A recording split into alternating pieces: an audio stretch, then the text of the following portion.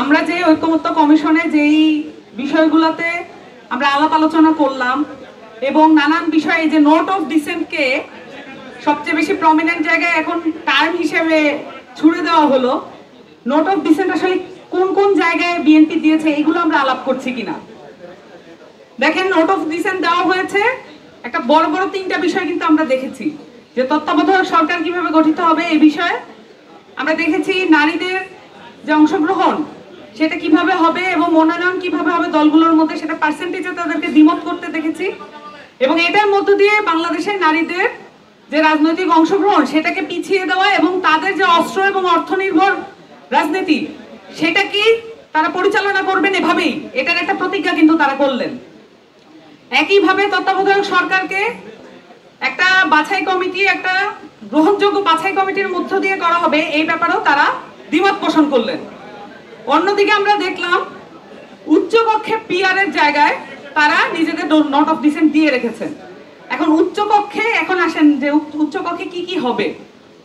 সেই জায়গায় উচ্চকক্ষে আসার কথা আমরা কিন্তু এটা বলেছিলাম যে রাষ্ট্রীয় নিরাপত্তা সংক্রান্ত যত চুক্তি আছে এগুলো দ্বিকক্ষে আলাপ হতে হবে। এখন দ্বিকক্ষে যদি পিআর থাকে তাহলে তারা যে ধরনের চুক্তি করতে চান সেই চুক্তিগুলো নালিফাই হয়ে যেতে পারে, এবং সেগুলো মানুষের কাছে উচ্চকক্ষের পিআর হওয়ার কারণেই বিরোধী দলে যারা সিলেক্টেড হবে, ইলেক্টেড হবেন, তারা কিন্তু এটা বাইরে এসে বলে দেবেন এবং জনগণকে জানিয়ে দেবেন, তারা আর গোপনে এগুলো করতে পারবেন না। অন্যদিকে দেখেন, মহা হিসাব নিরীক্ষক এবং নিয়ন্ত্রক এটা নিয়োগ করতে হবে একটা বাছাই কমিটির মধ্য দিয়ে, এটা কিন্তু সবাই একমত হয়েছে, কিন্তু বিএনপির নোট অফ ডিসেন্ট আছে। দুদকের চেয়ারম্যান, কমিশনার এদেরকে দলীয় নিয়োগ, মানে হচ্ছে প্রধানমন্ত্রীর পরামর্শক্রমে যেটা বলা আছে সংবিধানে, এই পরামর্শ জিনিসটাই আসলে এই ফ্যাসিবাদের জন্ম দিয়েছে।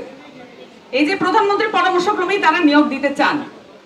একই সাথে আমরা দেখলাম আইনজীবী সংগঠনকে রাজনৈতিকভাবে ব্যবহার করা যাবে না, এবং এই যে একটা আইন দিয়ে মাস্তানি তৈরি করা হয়েছে এই আদালতগুলোতে, বিশেষ করে আমাদের সুপ্রিম কোর্ট, যে সুপ্রিম কোর্ট বাংলাদেশের আশা ভরসা আশ্রয়স্থল হতে পারত, এই সুপ্রিম কোর্টে আইনজীবীদের দিয়ে, দলীয় আইনজীবীদের দিয়ে ত্রাস সঞ্চার করা হয়েছে।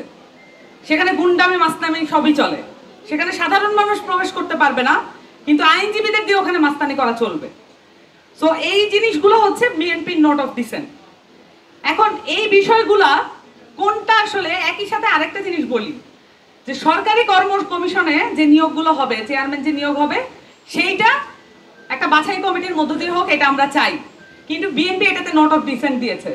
এখন দেখেন, বিএনপির আরেকজন বড় নেতা সেদিন এক ভাষণে বলেছেন যে আপনারা শুধু ভাই ভাই পাশ করে আসেন, বাকিটা আমরা দেখব।